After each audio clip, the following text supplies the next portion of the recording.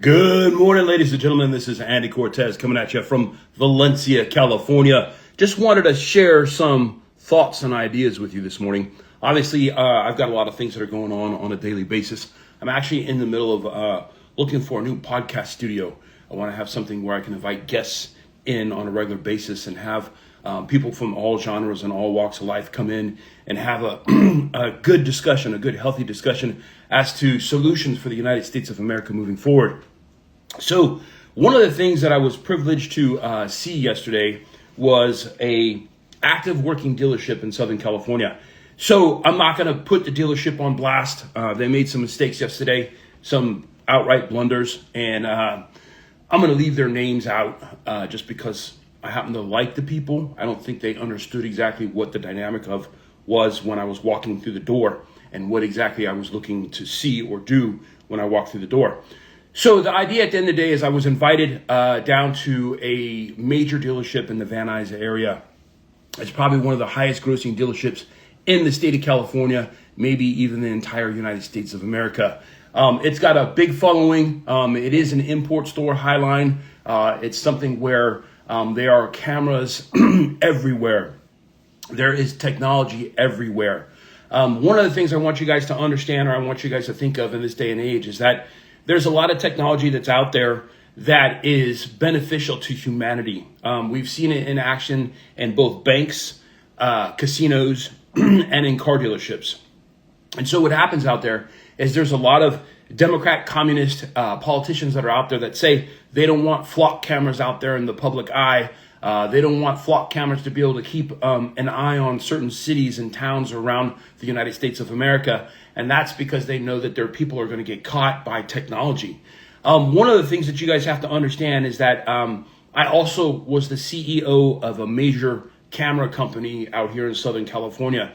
So they do security cameras, they do security technology, and they do security solutions for the Southern California area. So the idea behind it is I'm fully aware of what a security camera can and cannot do. So now the systems that are out there, they have what's called artificial intelligence, and they have the ability to be able to recognize certain facial features and also certain items like a blue hat or a blue suit that people are wearing. So the idea at the end of the day is if you tell the computer system, the artificial intelligence, hey, yesterday's date was 8/24/2026, and I want to track all the blue suits that came into my dealership between the hours of 11 a.m. and 3 o'clock p.m., then I can track everybody that wore a blue suit into my car dealership, and I can track their travels through the dealership based on the cameras that I have inside the store. Now, with this particular store, it's a very high-line store, so their cameras and their technology that they're using is the best technology that's out there in the world because it's a world-renowned dealership. So now what happens is they probably have somewhere in the neighborhood of right around 500 different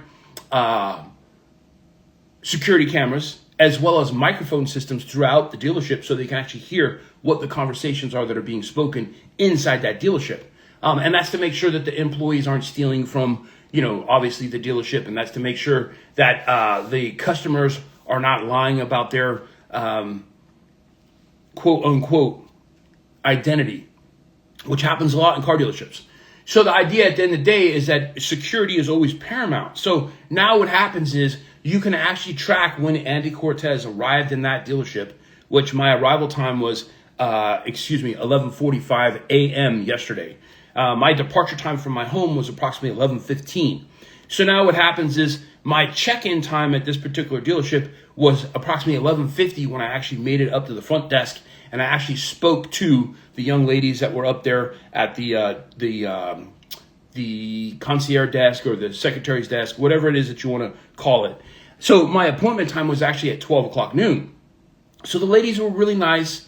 They were really wonderful. And they said, you know what, if you're looking for so-and-so and such, he's going to be located in that office over there. Just go ahead and walk on in. So as I'm walking through, I'm looking at all the security cameras that are there. And there's probably on my trip from the concierge desk to the actual sales office, there's probably about, 12 to maybe 15 cameras in that area as I'm walking through. So I walk in and everybody's real congenial. They're real nice. I say, I have an appointment with so-and-so and such and such. They're going to be, the appointment's supposed to be at 12 o'clock noon. They said, hey, no problem. You know what? Go ahead and have a seat over here in the lounge. And as soon as he gets into his shift at 12 o'clock noon, we'll let him know that you're here. So I said, okay, great. So they made the appointment for me at 12 o'clock noon, which was this guy's shift arrival time.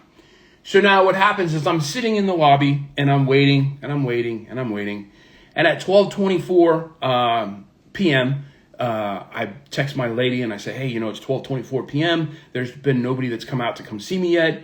At 12:30, I text my lady again. I say, hey, there's nobody that's come out to come see me yet. It's 12:30. And she's like, oh, they're probably just busy, this, that, and the other. I said, no problem. I said, the guy didn't start until 12 o'clock noon, so no big deal. So it's now 12:45 and I'm waiting in the lobby for 45 minutes. And I'm sitting there and I'm thinking to myself, hey, you know what? Maybe this guy doesn't value my time. Maybe I should just pack up my stuff and leave. So as I'm getting ready to pack up my stuff, I put my backpack back on and I walk out and I'm heading out the door to leave. And right when I get there, the guy recognized me and he's wearing a blue suit just like mine. So I say hi and I'm real congenial and we sit and we chat and we talk and the meeting lasts for all about 5 to 10 minutes. And he says, okay, do me a favor. I need you to sit right here. Just wait right here. I want to introduce you to my GM. And I said, okay, great. I'll meet your GM. No issues, no worries, no problem whatsoever. And I said, okay, so I'll sit and I'll wait for your GM. So it sounds like the GM's going to be with me in probably 5-10 minutes. No big deal. So I wait and I wait and I wait. And then about 15-20 minutes later, this lady comes over. She says, hey, can I have this office? Because I'm waiting with my customer and we need to work my deal and I need to do this, that, and the other. And I go, okay. And then I said, hey, you know what? Let me go ahead and I'll give you your office and I'll let you go do what you need to go do. And then I'm going to go and sit over here. She says, okay, great. So anyhow, the GM comes over and he doesn't pick me up. He doesn't come over and come and introduce himself. He doesn't say, hey, I know you're waiting for me, this, that, and the other. He doesn't say anything to me. He actually takes another person that was there after me, that was there about an hour and a half after me, and he takes him into his office. So I'm sitting there and I'm waiting and I'm waiting and I'm waiting. And I'm saying, you know what? Maybe this guy doesn't value my time. Okay, no big deal. I'm going to go ahead and I'm going to check out because obviously this isn't a place that I really want to do business with if they don't value my time. So I go back up to the sales manager and the sales manager says, you're next. You're next to go in and go meet the GM, this, that, and the other. I said, yeah, it's okay. Not a big deal. No big deal. I says, you know what? I've got other engagements I've got to take care of. Unfortunately, I'm not going to be able to make it to be able to sit with your GM today. Just not going to be able to make that happen. Thank you, but no thank you. So I leave congenially and I walk out the door. And that is at approximately 1:30 p.m. when I leave that dealership. So a lot of people that are out there, they go, well, Andy, there's a lot of things that transpire in dealerships and it sounds like it's a really big place. One thing that I'm very punctual with is timing. So what happens now is if I say I'm going to have an appointment with somebody and I tell you it's going to be at 12 o'clock noon, and at 12 o'clock noon, I'm there and I'm ready to go. If it's 12:10 and I'm 10 minutes late, I'll give you a courtesy call and say, hey man, I'm running 10 minutes late, but I'll be there. I'm on my way. I'm 10 minutes out. I'm in traffic. I'm going to be right there. My apologies. I'll be right there with you. But that didn't happen. So oftentimes what happens is when you're working with certain entities that are out there, and I've played this game for 32 years, oftentimes there are people that will try to make you feel less than in order to get the upper hand in negotiations. So the thing for you and the thing for me moving forward is that when I look at negotiations with entities that are out there, first thing I look at is whether or not they're in alignment with what it is that I'm looking to do. Second of all, is their mission only about the money? Because if it's only about the money, it's the wrong mission.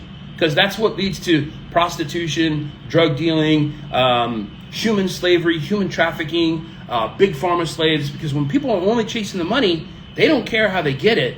They're just after the money, and they're not after the mission. So as I'm sitting there and I'm looking at everything that's going on, I go, okay, well, first of all, they were late. Second of all, they were not congenial. And third of all, well, the product's really not in alignment with what it is that I want to create or what I want to work with or what I want to do. So I go, well, this didn't work, this didn't work, this didn't work, this didn't work. Dude, I'm out. So now what happens is you as a consumer or you as a person of business running an office or a building have to start to consider what's in alignment with what it is that you're looking to create or what it is that you're looking to do. So in this day and age, everybody says, be tolerant of people and be tolerant of this and be tolerant of that.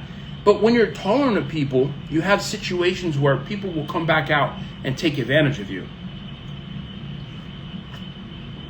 So now what happens is, obviously we've seen this time and time again. We've seen this in American culture. We've seen this in world cultures.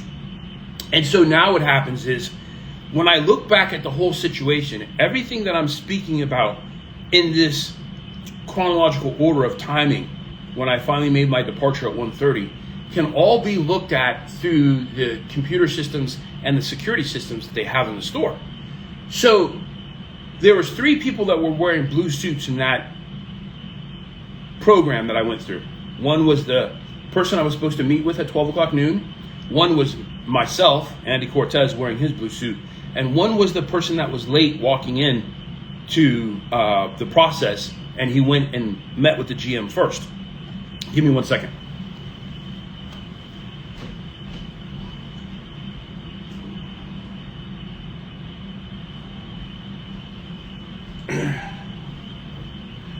So one thing that I want everybody to understand is that the camera does not lie. So what happens is the camera doesn't care if you're wearing a white hat. It doesn't care if you're wearing a blue hat. It doesn't care if you have flowers with you. So what happens now is the cameras that are out there, they're there as a tool to be able to record things that are happening in real time in a real world application. So now what happens is, when you're out there and people are saying, well, how come elderly people like going to casinos? And how come elderly people like going to banks? And how come elderly people like going to car dealerships to spend their money? Well, the thing that you guys have to understand is it's a safety issue.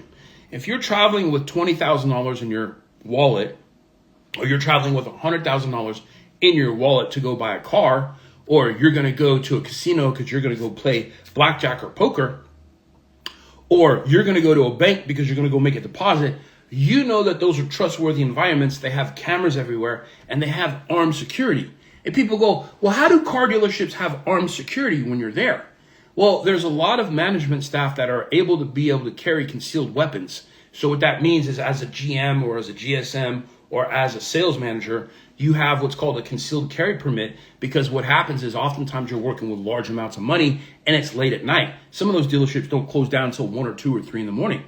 Now, the thing that you guys have to understand moving forward is, why is it that the lefty lunatics that are out there aren't actually out there going into these situations and going in rioting and looting and doing all this crazy kind of stuff?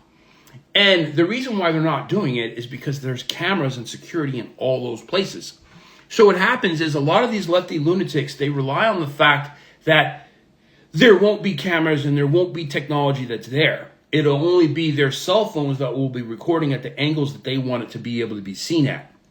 So now the thing that you guys have to understand is, as a ex-CEO of a security company, you have the ability to understand the dynamics of how camera systems work across the United States of America and the benefit of what they have to be able to provide security to, citizens across the United States of America that are law-abiding citizens. If you're a law-abiding citizen and you're 65 or 70 years old and you're walking down the street, you want to be in an environment where you don't have to worry about somebody walking up and some young guy punching you in the face and, you break your cheek because you got punched in the face. So now what happens is, the way that that's taken care of or averted is, if these criminals and these criminal elements that are out there know that everything is on camera, they're not going to frequent those places. They're going to go to cities and towns and states where those cameras are not available and they're not there in order to do their type of bandit things that they do, which is criminal activities and selling drugs and doing all that other kind of stuff. So the thing that you guys have to understand, they go, well, what happens if the camera gets broken? Okay, well, if the camera gets broken, go replace the camera and put it up higher. And they say, well, what happens if the camera gets broken again? Well, Okay, well, go replace that camera and put another camera up higher.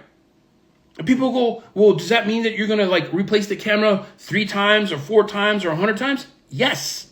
That means you're going to replace the camera that many times in order to make sure that an 85-year-old woman is safe to walk down the street at 7 p.m. at night or 8 p.m. at night or 9 p.m. at night or 10 p.m. at night. So the reason why I'm bringing this to your attention, it's not the fact that I was slighted at this particular dealership in Southern California. It's not that fact at all. I really don't care. I mean, dude, I deal with rejection all the time. I'm not worried about it. My thought process is behind the camera systems and the security systems that are there in the establishment that watched when I walked in and they watched when I walked out and left. Because for me, the lesson wasn't the meeting and it wasn't the time frame of when these people came in to come and meet me or not meet me. That wasn't the lesson. The lesson was the amount of cameras in the establishment that were designed to be able to provide safety for the environment and the people that were in it and for the merchandise that was in the establishment. And in that regards, it was a success. So if I go 5 miles down the road from where that dealership is at, you got homeless bums and all kinds of people living on the street. But in that environment where you're at, those cameras keep that situation from happening over and over and over again. Because those cameras, you know, you could pinpoint where a homeless guy is at, or you can pinpoint where a homeless woman is at, or you can pinpoint where someone's dealing drugs. And you can say, hey, you know what? Police officers, go pick up this guy over here. He was dealing drugs on my dealership lot. Or pick up this guy over here because he was vandalizing cars. Or pick up this guy over here because he was defecating in my parking lot at 2 a.m. in the morning. So when people are out there and they're saying, hey, man, cameras are against the rules and cameras are this, that, and the other, casinos, banks, and car dealerships have been using cameras for the last 40 years with amazing success. So when Senator Adam Schiff wants to go out there and say, hey, you know what? Cameras, they violate your rights. Cameras have been being used for 40, 50 years out there in the marketplace. And they've been having an amazing amount of success. So don't listen to the Democrat communists when they come out and say that cameras don't work. It's because they do. And they know that all their people are going to get caught and all their people are going to get taken away for breaking the law. So with that being said, long live the Republic. God bless you and your families, and amen. Have a great day, and we'll chat with you soon. Bye.